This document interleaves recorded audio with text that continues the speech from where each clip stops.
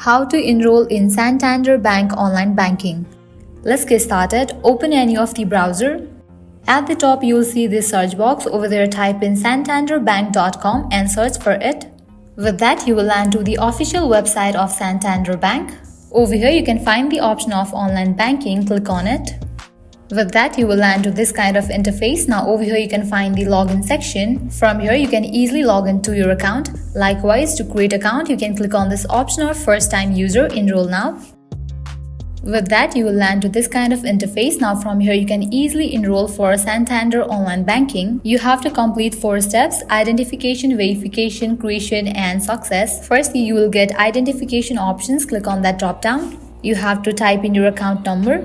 Likewise, type in last 4 digits of social security number. If you don't have SSN, you can click on this option and get it. After you fill these, click on the option of continue, and in the next page you have to verify yourself, and in the third step you have to go ahead for the creation process, and finally you can submit your application.